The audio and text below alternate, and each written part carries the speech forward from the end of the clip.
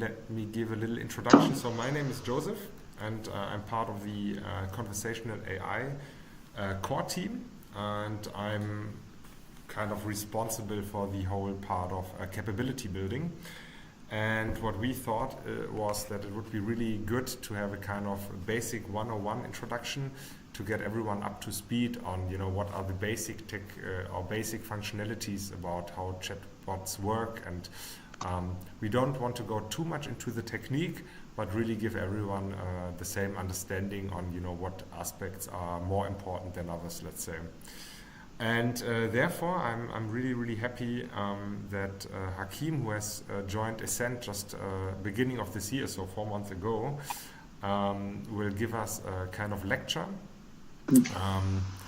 Maybe to introduce Hakim, he's from the US, grew up in New Jersey, studied biology, and is really a specialist when it comes to data and AI.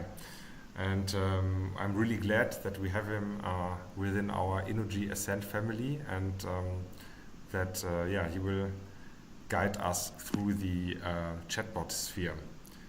So Hakim, I hope I have not forgotten anything, and I would like to hand over to you. No, that was perfect. I hope everyone can hear me well. That was a nice introduction. I just want to say, so I think there's like 4 levels of technicality when it comes to chatbots.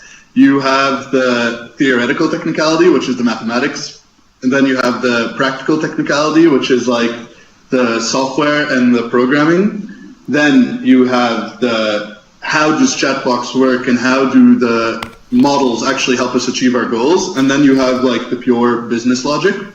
What I'm going to focus on today is this third one.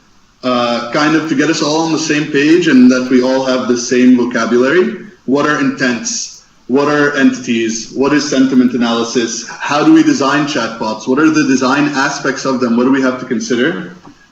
So hopefully that's what all of you guys were expecting. And if you have any questions, feel free to stop me if I'm speaking too fast or too slow. Just let me know. And that's it. So I'll get started. So the first thing I'm going to do is an introduction. You're going to recognize just a few of these slides if you came to our first guild meeting. I just wanted to explain again about the different types of chatbots and things like that. Then I'm going to go into chatbot design, which is a more in-depth detail on would we have buttons in our chatbot? How would we design our chatbot? Is it a waterfall or a RAN? And I'll get into the details of that later. Then I'll talk a little bit about NLP and NLU, and then a live demo, hopefully it works, of chatbot creation. It will be 2 different types. I will show you how quick and easy it is to make a Q&A bot on Microsoft's Q&A Maker. And then my second example is not really a full chatbot, but I just want to demonstrate how intents, entities, and sentiment work in real life, just so you get like a nice visual representation of that. So in the introduction, I have the definition of a chatbot. So historically, a chatbot is a computer program designed to simulate conversation with human users, especially over the internet. I think I might question this definition a little bit because it's not really designed in the business sense. It's not really designed to simulate human conversation. You want to achieve a goal. If that goal is interacting in a way where the customer knows that it's a bot and that makes everything clear, then it's not really simulating human conversation. And you can see here a little bit of the paradigms that have been evolving over time. We originally started with the PC, and then in the 90s it was all about the web. Then we moved to the smartphone, and in my opinion, I think that we're going to go more and more into messaging and to bots and to screenless interfaces. So that's why I think chatbots are super important.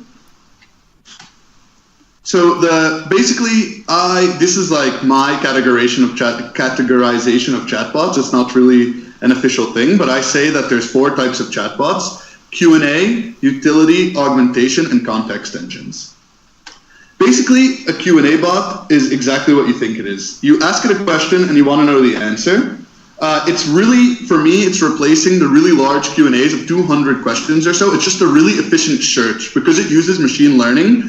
It's a lot nicer than just having it in some web page or having it next to a web page where someone can ask questions. Often for me, if I have a really big Q&A, it's faster for me to literally make a bot and then ask it that question than to look through the Q&A.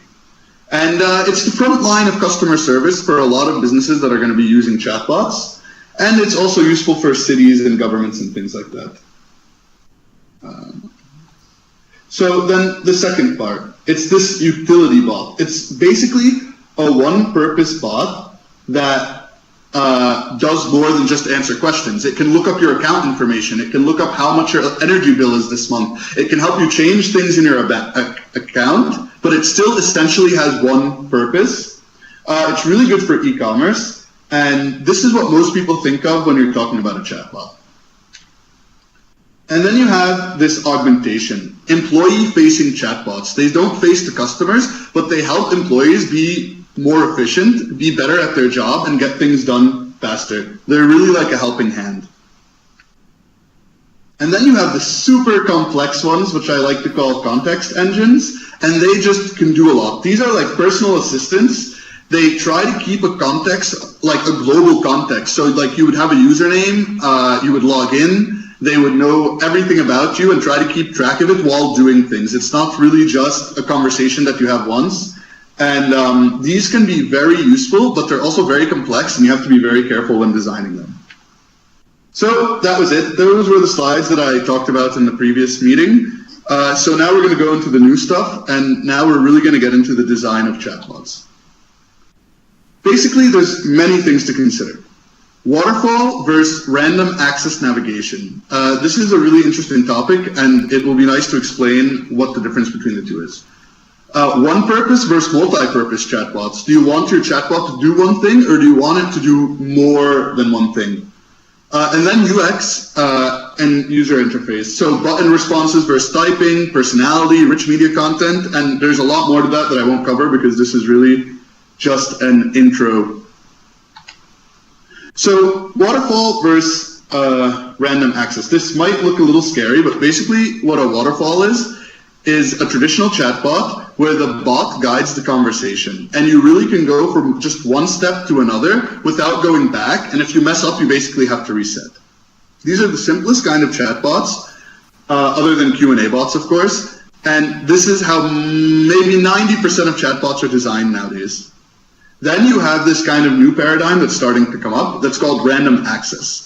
And you're not really, there's no flow to the conversation. It's just based on intents and entities and the information the bot gathers around you. And you can enter a conversation just based on what you ask the bot. You don't have to start somewhere and go somewhere. You can just say, hey, my number is blah, blah, blah, blah, blah. And then the bot knows in the context of the bot itself what it will do with that number. But these are much more complex to design, obviously.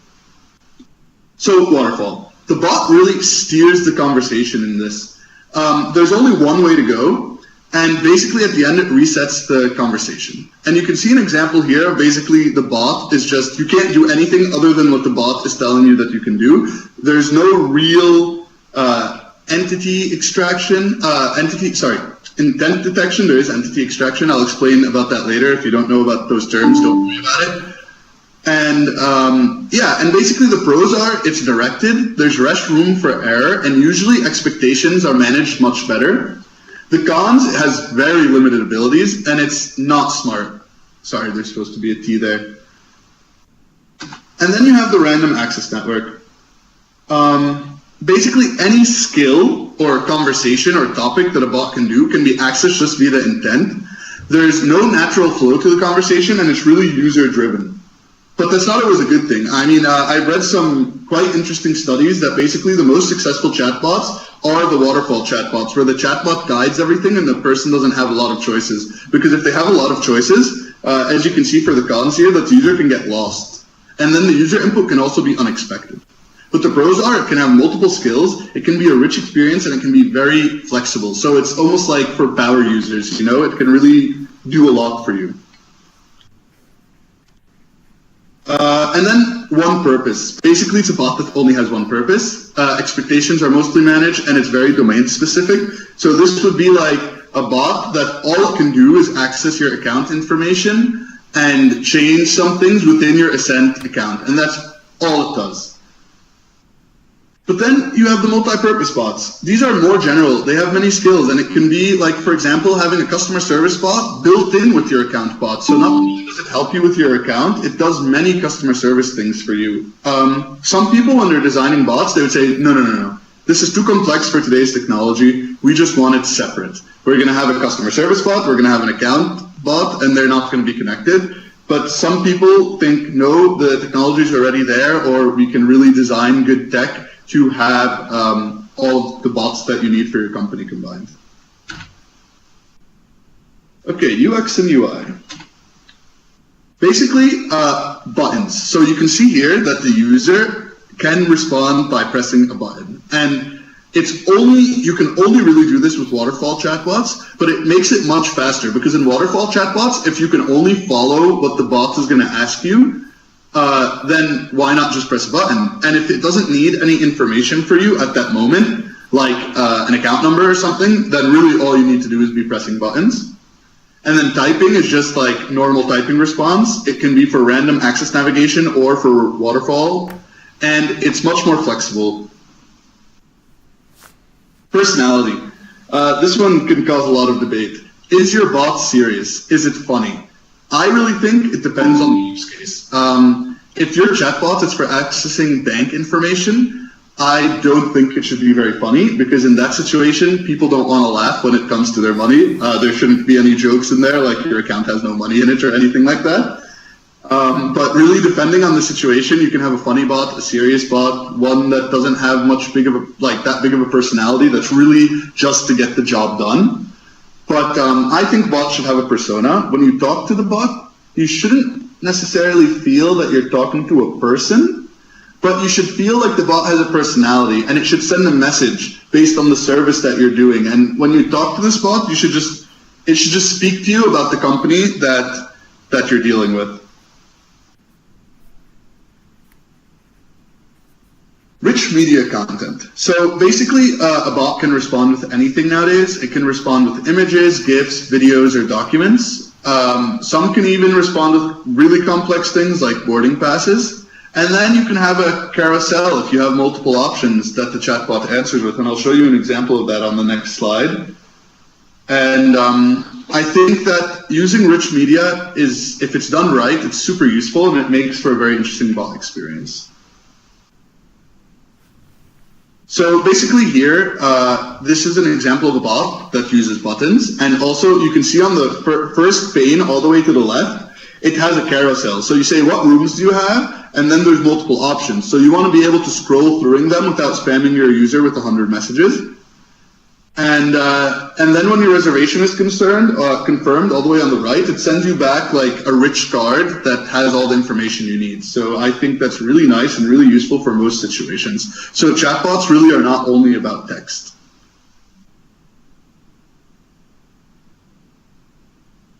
Okay, so now to the more heavy stuff. But this is, I hope that when I'm done talking about NLP and NLU, you really have a good understanding of the technology behind chatbots. And like I said, this is not at like the mathematical level or anything. This is really just, what is an intent? What is an entity? What is sentiment analysis? I know you guys, if you're in the chatbot world, you hear these terms a lot. And if you don't come from a technical background, you might not really know what they are and why they're useful and why we need them. So I took this from a presentation sent to us by Diego. I think it's a really nice image of all the parts of a chatbot. So basically, you have the messaging platform. This is like Telegram or WhatsApp or Facebook Messenger. Then you have the natural language processing. And this is where intents, entities, and sentiments analysis, that's what they are. They're natural language processing. And then you have this bot logic, which is kind of like the business logic, but so that the bot can understand it. And then from that bot logic, you can do actions, access data, and do a lot. The machine learning, for me, the machine learning and the NLP kind of merge together, so I really don't like separating them. So I'm not going to go into detail about that block just by itself. Okay. So basically, what is natural language processing? It's an area of research and an area of now business implementation that deals with how computers process a large amount of language data from humans. You basically have a user, you send it a message, and it can understand it. It can extract information out of it. There is really many uses to this field. It's super interesting. Basically, you have this sentiment analysis, this entity recognition, this intent recognition, machine translation, speech to text, and those are basically what's relevant directly to chatbots, but there is many more that have no relation to chatbots at all. Speech to text and machine translation can be very useful for chatbots, but I won't go through them in detail because they're just not really used. Well, speech to text, yes, but machine translation, usually you want the natural language processing of the bot that you're building to be trained on the language you're using. You don't really want to use translation just yet.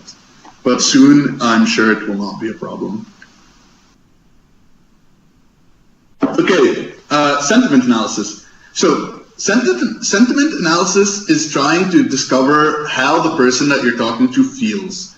Are they mad? Are they sad? And not just on the context of the whole document or the whole message, yes, that's important, but also individual things. If they're, like in this example over here, they're talking about a review, and each piece is getting judged. Is this a positive? Is this a negative point? And it really lets your bot, you can actually already take actions just based on this. If a customer is having a really negative sentiment when they're talking to your bot, and it's a customer service bot, you probably immediately want to hand off to a customer service representative. A person who's angry doesn't want to deal with a bot who might not really understand them. It will really just make them more angry. So if you're getting a really negative sentiment, you probably want to do a human handoff as quick as possible. But it can be used for a lot of things other than just that. So this is really like the meat and potatoes of chatbots. It's called intent recognition. So basically, it's what the user wants to do. The intent is literally just the sentence. So in this example on the right here, you can see, could you please book me a flight to London? That is the intent. The intent is basically book flight. You can see here they call it context, but context and intent is kind of the same thing. And once the bot detects that, this bot is actually a random access navigation bot. So the person just asked, could you book me a flight to London? And the bot was able to detect what that person wanted to do, and they initiate a conversation to achieve that goal. So basically, it can trigger actions and conversations. So now you can see it says execute action, book flight. It's the bold on the left. And that's basically going to be some backend code that actually accesses your APIs and stuff and actually books the flight. And basically, that's what the intent, that's all it is. It's what the person wants to do. And you can see a few other examples on the screen. And I'm going to go into on the next slide already. An entity is the information it extracts from the text. And you can see here, London, San Francisco, the to date, the return date. And this is all thanks to NLP. And basically, for actions, a bot is smart enough nowadays that you can really wait until you have all the information you need for it to execute the action. So it won't book the flight just with one date or one place. It will really need you that it will say, if it doesn't have all the information, the bot will say, hey, I need where you're going. Actually, I just realized in this example, they don't, their location is already, so here you can see that it's, they're wanting to book a flight to London, but from San Francisco, that must be based on the location of the person. So that's what I mean, that you can have really rich interactions because the bot already knows where you're flying from. But if you forget to give a date, the bot should be able to say, hey, you don't have a date yet. And then once it gets all the information it needs, it will then book the flight. And that's basically how a bot executes actions. And then you have intent recognition. So this is basically extracting specific information out of the text. It really can be anything. You can train your own. Most chatbot softwares now have a pretty big library of pre-trained intents. But obviously, if you're an energy company and you want kilowatt hours to be extracted from the text, then you can train it to learn a new intent. And yeah, this is super useful because this information can then be extracted and basically used as variables in your code to do actions. Like you can really get to make super complex things with this information. It can enter data into your database and it can extract data from your database and it can do really cool stuff. And then bot logic. This is basically just the business logic that is built within a bot. It's also the flow of the conversation when you get to a specific intent. So if I can go back here, once this intent was detected, you entered into the book flight waterfall. So it's kind of like a random access network combined with a waterfall. So it's waiting for some sort of intent, and then once it finds it, it starts a specific conversation that's directed to execute the goal of what the person wants.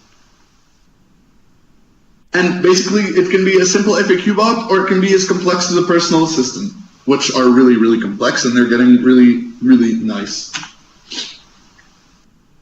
Actions. So basically, this is just what the bot does based on intents or entities. So a bot can act based just on an intent. The intent can be, I want my energy bill. And the bot can go then fetch your energy bill. But it can also act on specific entities. So say your bill is over, if you say, oh, my bill is over 100 euros and I didn't expect that. Well, maybe in one situation it would do something, but if it's really, really high, there's other actions that you have to take. So if it's really high, you maybe want someone to call that customer immediately to reduce the risk of churn, and bill shock. So you can really do a lot of complicated things with this. And this is just a little example that I put here. Like, I would like to order a pizza, and then once the person answers, it's basically you go to the pizza added to the store's ordering system. Of course, it's much more complex than that, but that's basically an overview. And then natural language generation. This field is way, way, way less mature than natural language processing. And basically, it's like the answer. So like 99.9% of bots use hard-coded responses. So you say that if this intent is detected, if we're in this conversation, this is what you should say, bot, and that's great. But for personal assistants, or when you want to ask things like the weather or more complex questions that the answers have to be extracted from a database, the bot has to be able to take those answers and construct them into a meaningful response. And basically you could see here, sorry, the picture is not the best resolution, but basically you have a database with temperature, rain, percent, wind speed. It has like these settings, like high 72 equals a warm day with a high temperature. And then it can put all that into a paragraph for a response. And that's natural language generation. So that was the end of the introductory presentation. So now I want to further explain some of these topics by doing the live demo like I mentioned earlier. But maybe it's a good thing to ask if people have any questions right now, if something is really, really unclear before I go to the live demo so you guys can get the most out of it. Does not seem to be the case. Okay, good. I hope that was clear. I hope it wasn't too technical. So now we will go into my first demo, which is a Q&A bot with Microsoft's Q&A Maker. Thanks. Okay, great. Okay, so hopefully my phone is just as clear. Of course, I am going to build with you guys the chatbots like I promised, but I'm not crazy to go into a live demo without a backup. So what you see on the screen now is my intro to chatbots. I built it before just in case nothing works like it usually does. But I just really like to demonstrate the ease of building a chatbot. I just want to take one thing out of the one I pre-built. One second.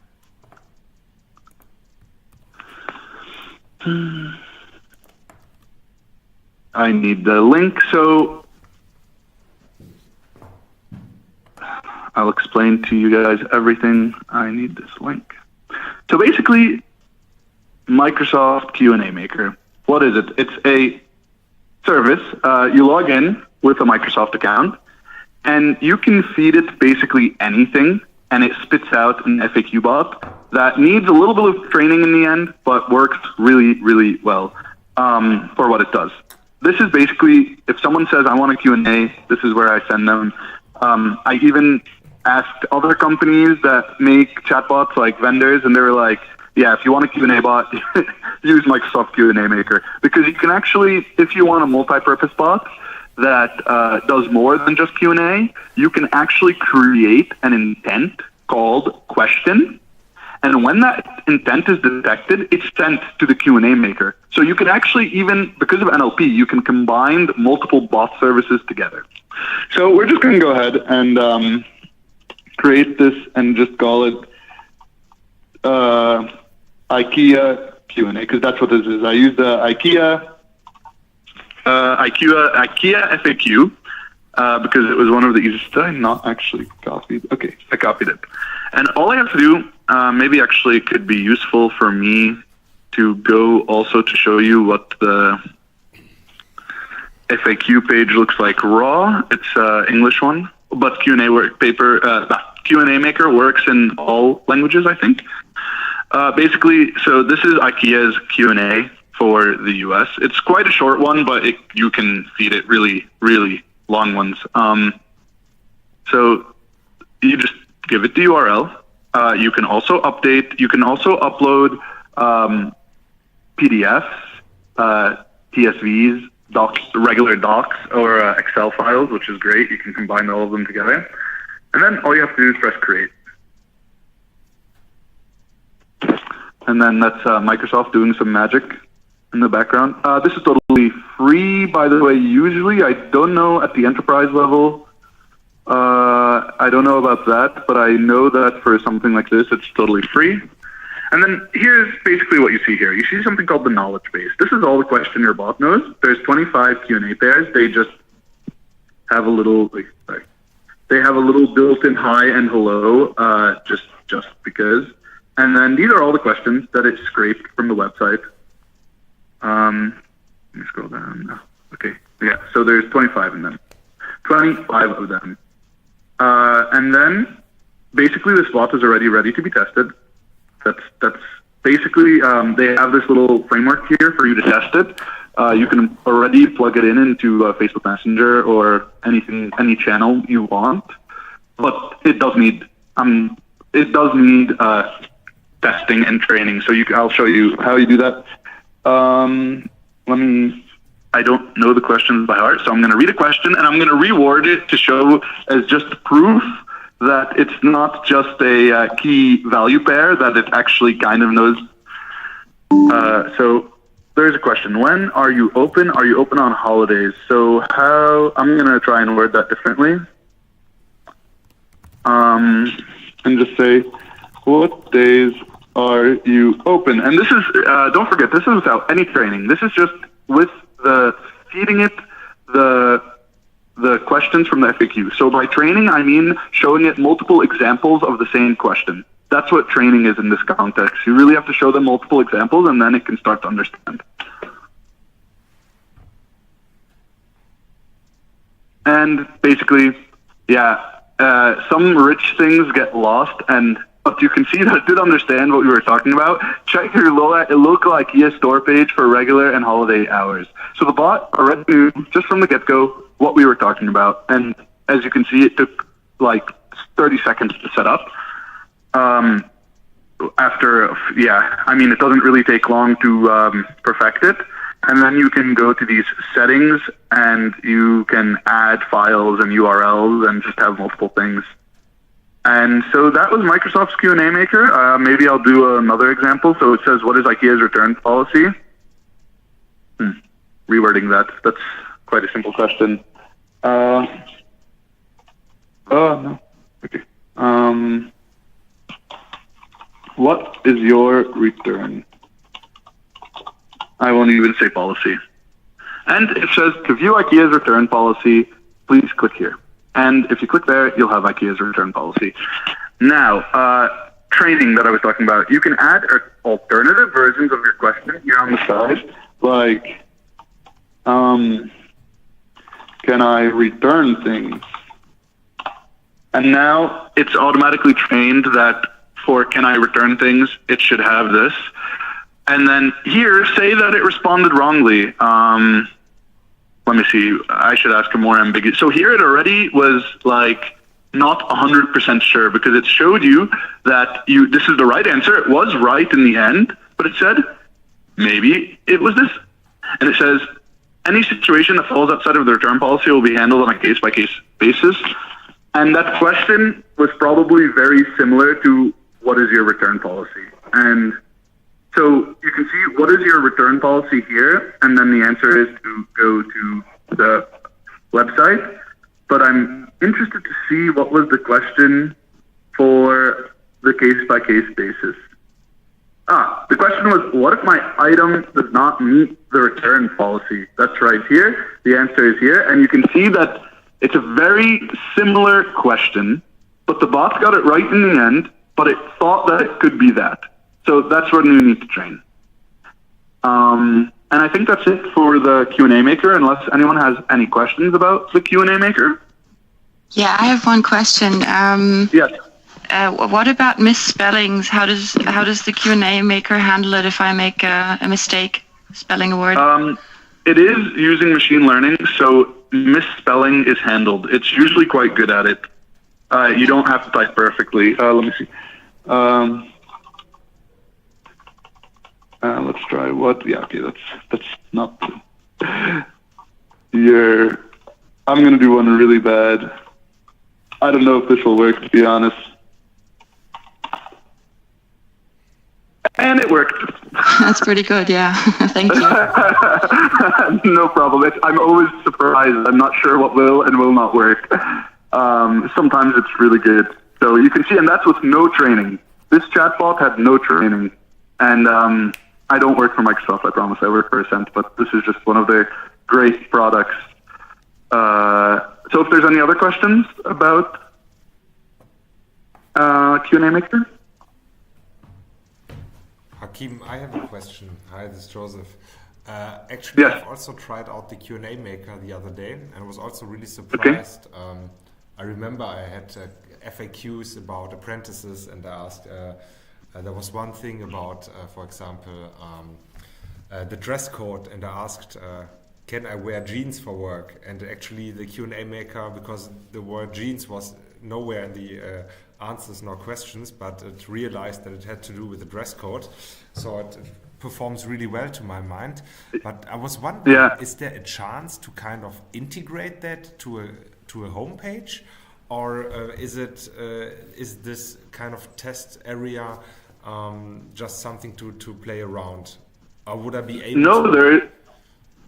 There is no talent for integration to your homepage. So basically, once you create the bot, there is, I believe, an API you can point the question and answers to, and then you just, I've even integrated something similar into a web page, but it's very easy. It's no challenge to integrate it right on your web page.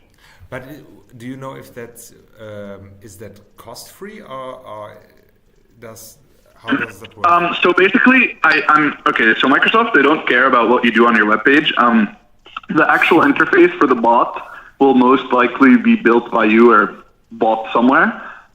So what it is, it's about the API calls. So basically, every time you ask a question, it's going to ping the Microsoft API, and then they might have costs. I don't know for Q&A Maker if they have. They probably have a limit. Let me see. There's an FAQ here. Yeah. So yes, currently the Q&A Maker is free. However, usage is metered for each account. Okay. So if you have like 1 million people. Yeah, but it's not like that I have a little HTML script that I can just copy and paste to my homepage, and then the kind of window appears by itself. No, there should be. Oh, really? Yeah. But then you're still paying by call, right? It's not a for free service. No, well, to them, they say it's free, but it's metered, and they have some more information. I'm sure you have to contact Microsoft. But if you don't have, I don't know what their metering means. That has a different definition for every company. Some, for instance, the next software we're gonna take a look at to look at the more complex bot. Metering means 3 calls a second, and it's free until 3 calls a second. And then even after then, they say if you call them and you give them some recognition or something, it was a small startup. It's now bought by SAP, but originally they would even let you go over 3 calls a second. I would like to volunteer ourselves to check with Microsoft on our current licensing agreement to see what is and isn't covered and how this is being licensed. And we would be coming back to the team to understand how Energy is currently licensed in terms of using this. Yeah, I think that would be good because they're very cryptic, right?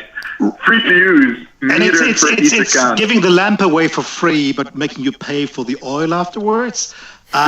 You see the same with Google and all the others. So let's make sure we understand the pricing implications, because when you do API-based calls, that can easily become very expensive in no time. So let's quickly check and redistribute to this team what our current license agreements would contain. Yeah, I actually just look here. It gives the definition of their usage: 10,000 transactions per month and 10 per minute. Beyond this, your requests will be throttled. So, but they're still not clear out if you want more, how do you get more? They're not very clear about that. Here's the trick. There's an important piece. Q&A Maker preview. So this is not an official release. This is a typical Microsoft thing. They usually release things in so-called preview. At one point, it's going to turn into a paid service. And the minute it turns from preview to production, that's when the pricing scheme kicks in. It's even worse. It's more the drug dealer approach. It's making you addicted before you need to pay for it. So what we should be doing is we should find out what is the approximate pricing scheme for this in production, so that we don't build anything. Because I would be careful to build any production services on the preview versions, because for one, when you move from preview to production, they will wipe all your content, and secondly, you never know which features will make it into production. So great to play around with, and I absolutely love these tools. Let us reach out to our Microsoft account managers and see just what we know about the release to market timings, probably for this to move into production, and also what would be covered by our enterprise licenses and so on and so forth. Indeed. Yeah, like I said, I'm the only reason I show it because it's very nice to get the concept. It's lovely. Across. It's gorgeous. I think we should use it. If we don't run into a price trap blindly, then we should absolutely be using it. Yeah, indeed. And like I said, actually the next software that the next software I will use to show these concepts, I had asked them when I was working in the previous job about making a Q&A through their software, and they were like, yeah, don't do it. Use Q&A Maker, because they just thought that Q&A Maker did a better job for that particular niche of just answering questions. Okay, if there's no more follow-up questions on that, then I'm going to go into my second thing. So, basically, this is a company called Recast.ai. It was just bought by SAP. I don't know how things will change. So before SAP, it was free for 3 calls a second. I think they would even let you go up to 10 calls a second if you talk to the guys. But other than that, their pricing was 120,000 euros a year. With an agreement that the transactions are guaranteed. There was 99.9% uptime and basically unlimited messages. But it was only guaranteed up to 50,000 messages in a year, so I still thought it was pretty expensive for the companies that even I was working with quite a big company that does ride sharing, and they thought it was ridiculously expensive. So, but I will show you guys now what I built here. GitHub. This one, I did pre-build a little bit, but I will show you how to add intents and entities because it was quite complex. And it's not a full chatbot, it's really just showing how easy it is to create intents, how easy it is to train them.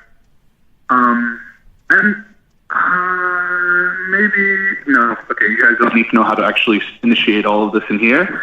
But basically, this is a chatbot that is super simple. And what you're looking at here are your bot's intents. There's a lot of pre-built ones. Most of them are pre-built. I only made set call and phone number echo. These are the 2 that I've made. And ask feeling, ask a joke, get time, insult, all of these are pre-built intents provided by the company. So I did not teach the bot how to tell a joke, but if you ask it, tell me something funny,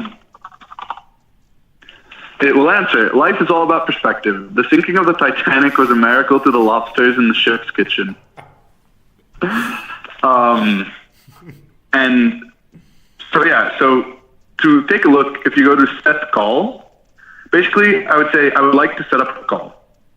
And you can show different variations of set call. So I would like to set up a call. I want to schedule a call. Please call me. I would like to set up a call. Oh, I put that twice. Or please call me at, and then gave a certain phone number. And these variations, you can just keep adding them in here. And the more you add, the better the bot will understand. And it already has some automatic intents, like I is a pronoun, A is the number one. Or if you click here, phone number, and it could already extract this information and send it to your databases or use it to make actions like to call you if you have an automated callback system. And that's why this is like from a developer perspective, it's a little nerdy, but their software for building bots is super nice. From a business perspective, I know that's kind of irrelevant, but for building bots, it's super nice. This one was like, my phone number is, it is, like even just it is, and it already recognizes this is the phone number. I want to even add one. Actually, I had a problem with this that I never gave it just a phone number without any other info by it, and then when I tested it didn't work, and that's too long. For phone numbers, it should be the right amount of, because for phone numbers, it has to be the right amount of characters, because if it was any length of characters, then you wouldn't be able to detect other things like account numbers or EIN numbers. So it's really quite specific.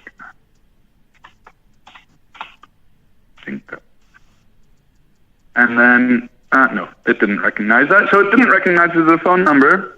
And then what you can do is you tell it it's a phone number. And now it knows it's a phone number. So that's basically how that works. And that's super nice. And I'll show you why I made this intent. So basically I said, my phone number is, and I just wanted to show you the concept that your bot can now echo, your number is blah, blah, blah. And that's using the information from your conversation. So if I go back in here and I say, my number is something else totally different, I hope let's try the number. It now knows you have a new number and it has replaced that. So your bot kind of holds the memory.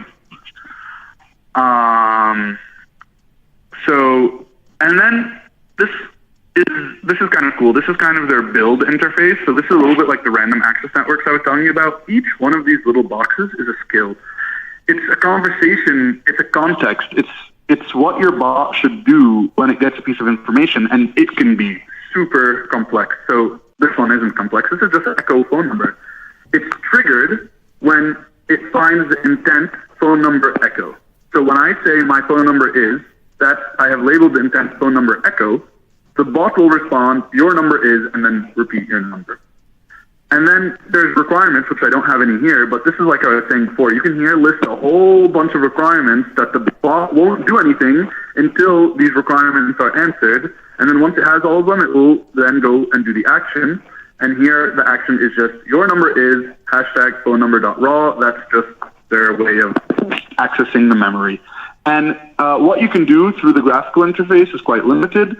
You could only access, so if you want to give it a whole list of things like toppings for a pizza, and at the end you want to confirm that it was right, you can't do that here. But when you're programming the bot like a real production bot, that's super easy to do as well.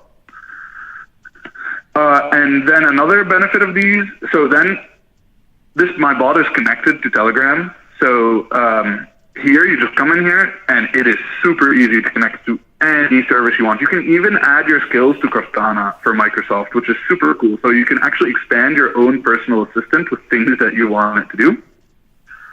And I want to show you now. Setup call was my little bit more complex one.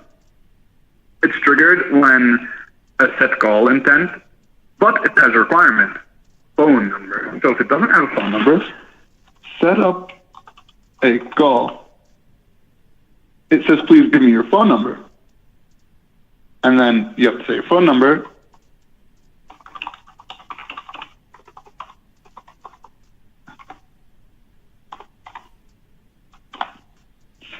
And then, thanks, we will set up a call on blah, blah, blah, blah, blah.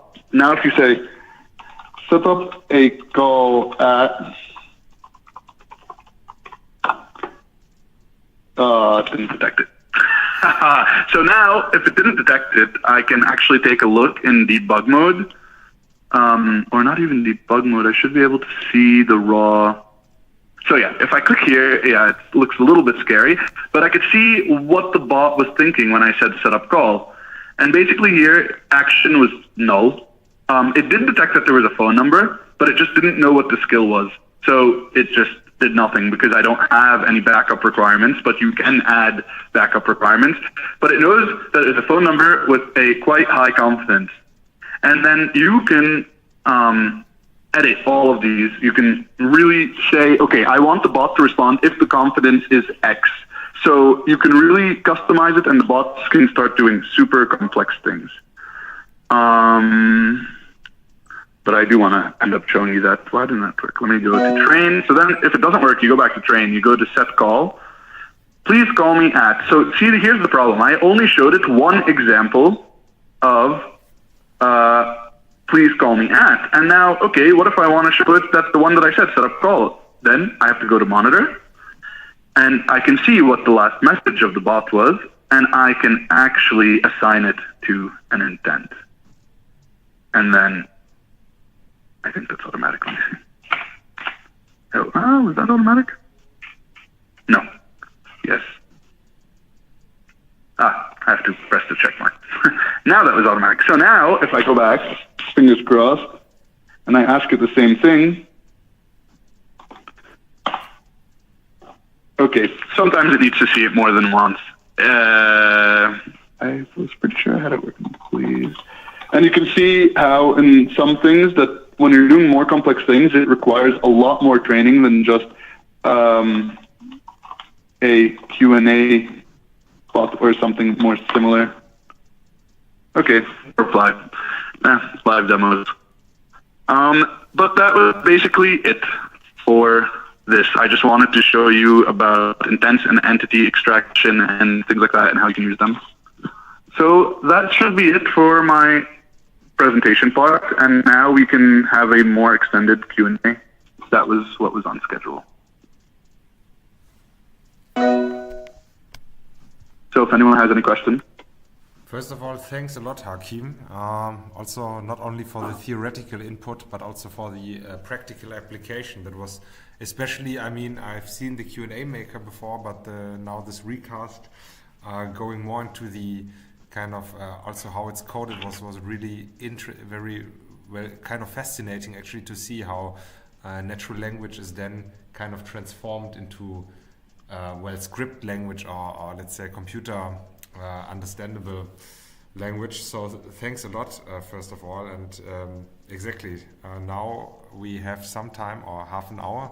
We do not have to use all of that, but if you have any questions, please feel free. I'm just wondering, maybe I think the best way before everyone starts speaking at the same time is just to chat, put your questions into the chat, and then we can go through it one by one. So yeah, just feel free to recap what Hakim has kindly introduced, and then just put your questions into the chat. Okay, I'm waiting for the questions.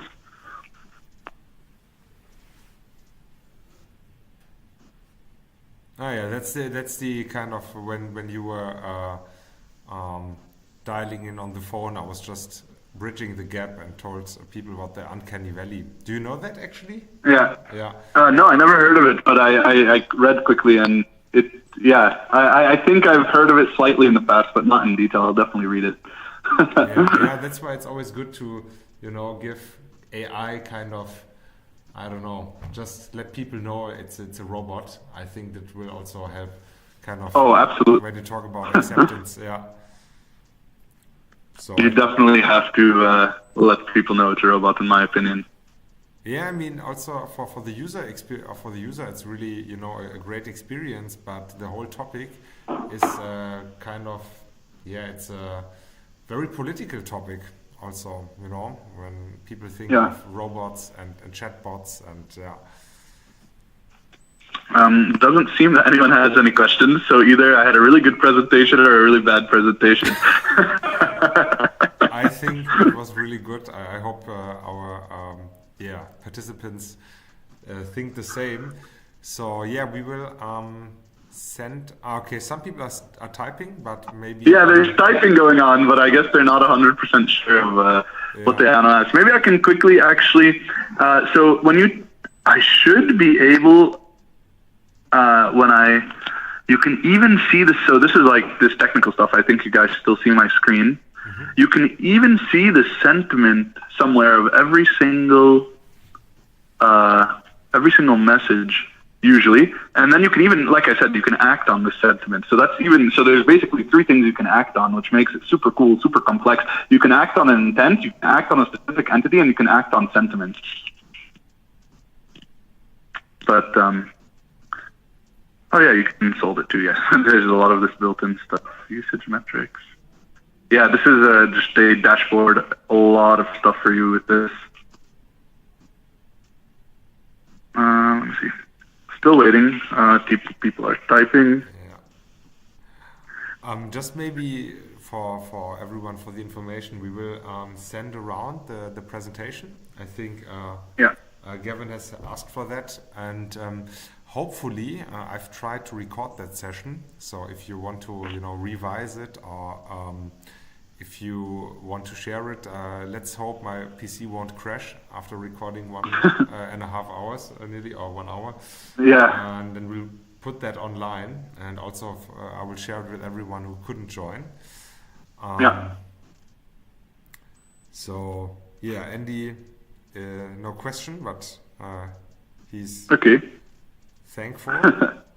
Hopefully. Mika has a question. Yeah. Let me scroll. It's not auto scrolling for me. Okay. Actually, I have the Is it possible? Question. Oh. Okay. So, is it possible to create a bot which could be used for internal for free on Q&A? Yes. When you have these sort of internal bots for low usage stuff, Recast, totally free. I think even Lewis, as long as Lewis is the one from Microsoft, I think most follow a freemium model where you have a certain number of calls, and then it really gets expensive. But I think for internal use, like a small team or even a big team of 20 people, I mean, how many things are they going to be asking the bot? You can make it totally free internally. For sure.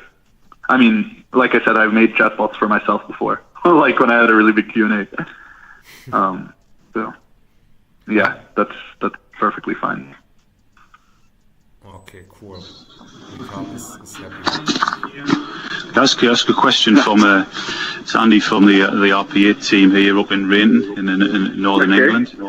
So we've been looking at chatbots just recently and raised the question about what do you do with customer sensitive information that's effectively being transported out of the organization into the cloud, and how do you deal with information like that, and how do you deal with GDPR, and how do you stop sensitive? You can't really stop sensitive information coming into the organization, but if then you subsequently reuse the information the customer sends you via the chatbot, via a cloud-based service, how do you manage that? We're not sure. Just thinking about this, and how do we deal with it?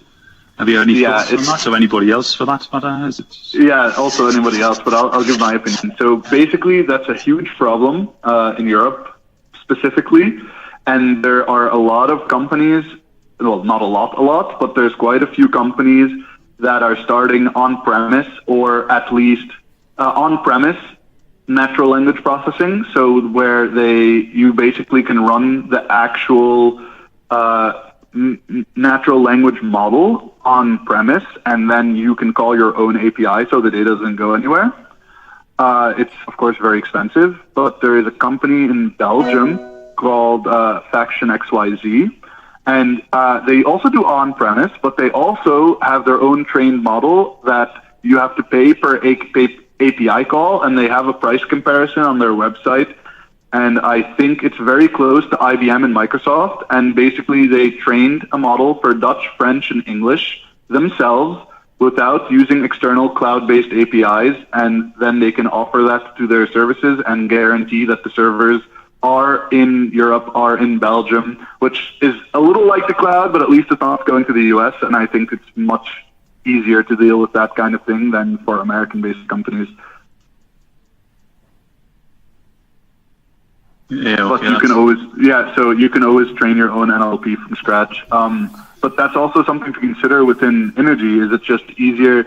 I mean, one NLP model for one language, like for German, it can be used by the whole organization. You don't have to make multiple ones. But that is a much more involved project than just using these services. Yes, okay, thank you. That's no problem. As we thought. Yeah, and I think that's I think that's the solution that Moonshot did. They just trained their own, or they are training their own, and they built their own training software that looks very similar to this intent management system that I showed you guys. They just built it all from scratch because I think dealing with GDPR and all of that stuff is a big headache, especially for Germans.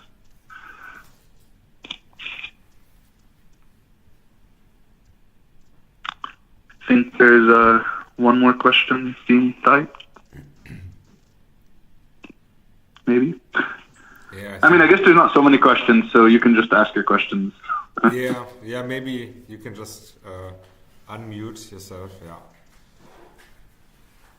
Yeah, I just want to answer on Andy's question. For me, it's not a technical question to be solved. So when the user would like to use a chatbot for help, then he or she should agree beforehand that the data into the chatbot can be operated also in non-Europe countries. Yeah, that's a fair point. And if the chatbot was so designed, you could make it clear that the information you were using, I don't know how you would, where you would stand or how you would describe that confirmation that the customer's got to have. But it is a big issue, and we've just started looking at this, and it does throw problems for us as the team here looking at it and thinking about it, because obviously we're closely aligned with GDPR and how do we manage that? So you have to be you have to be aware of it and cognizant of it. But if the user agrees and consents, then and he must agree in consent before and anyway if he's working on the internet. That's true. Yeah. Yeah. There's no dedicated line to Empower right now or wherever the data center is. That's true. Yeah. I think it's similar to all those messages about cookies. I think on every website you visit, there's this pop-up. Be aware it's using cookies, and maybe we will have a similar approach then once chatbot will be kind of the new interface that you always have to have this regulatory agreement. Yes. Yeah. And if the user agrees that the data can be used on or operated not only in the European Union, then you are on the safe side. Yeah. So you have informed them, or the user, and the user is putting his data in, and you are only using the data for this operation, maybe for the energy bill or whatsoever.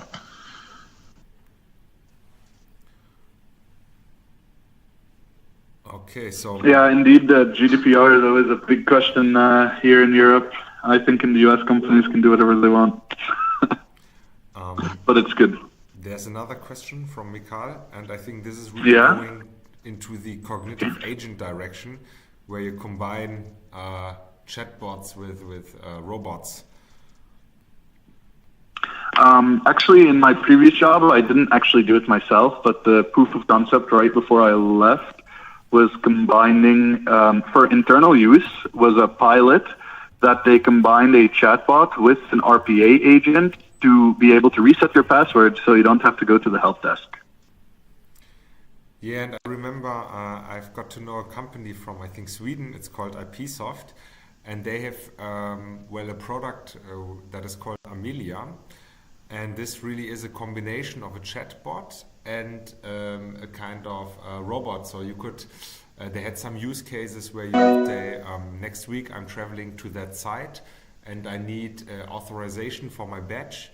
And then Emilia would understand your request and really trigger the process of giving you that approval, so that when you have a visit on that site, the door would open if you log in with your badge. So, but I think it was also a kind of, it was a very good sales presentation, but this is just my personal opinion. I really doubt that for more complex use cases, those cognitive agents, I think they are not there yet. But for, I think, easy use cases, this can really work already to combine that kind of chatbot and also a robotization of processes.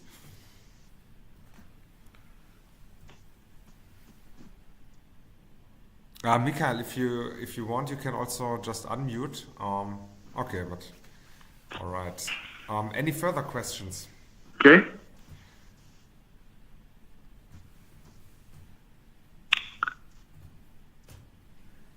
It looks like there are no further questions. Okay. Hakim, thanks a lot again. So, as I've mentioned before, we will send around the presentation, and if you have any questions that pop up, I don't know, when you're eating your cereals or waking up at night, just feel free to send them, and we'll try to answer them as best as we can. And yeah, please keep your fingers crossed that the recording worked, especially for those who could not join today. I'm gonna check it right now, my side as well. Yeah, I'll do the same. And yeah, apart from that, Hakim, anything you would like to add? Any final words? No, I hope that it was helpful. That's all. I hope that it was a good presentation and that you guys understand a little bit more how chatbots work and how they're made. All right, then thanks everyone. Have a great afternoon. And yeah, talk to you and see you soon. Okay, thank you. Have a great day, guys. Bye. Bye. All right. Thank you. Thanks, bye-bye.